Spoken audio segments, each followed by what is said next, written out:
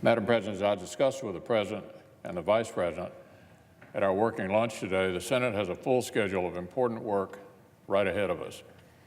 The Senate's fall agenda, including confirming more nominees to the judiciary, administration, and other important positions. And later today, we'll resume consideration of another nominee, Callista Gingrich, who's been nominated to serve as our ambassador to the Vatican. That agenda includes providing continued assistance to communities affected by the recent hurricanes, and we'll process the President's supplemental funding requests to do just that. The Senate's agenda also includes completing work on the budget resolution and advancing tax reform, two things that are critical to helping our economy finally realize its true potential after the stagnation of the last decade. This budget will be the next step to spurring growth in our economy. It provides a pathway to balance, it reins in federal spending, and it honors our commitments to Social Security and provides for the national defense.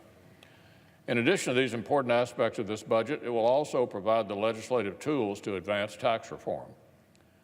As I've said before, tax reform is the single most important thing we can do today to get our economy moving again.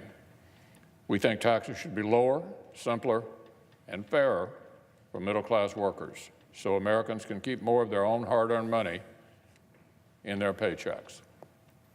We think taxes should be reformed to end the perverse incentives that help keep American jobs and profits offshore, so it's easier to make and keep American jobs where they belong, right here at home.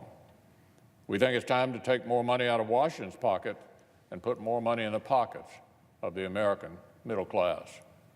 That's why we know it's time for tax reform. The tax reform goals I just mentioned are shared by many, including the President, his team, Chairman Orrin Hatch, and Chairman Mike Enzi.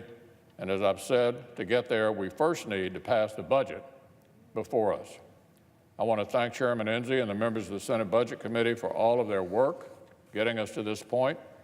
As we advance that budget on the Senate floor this week, senators on both sides of the aisle will have the opportunity to offer their input.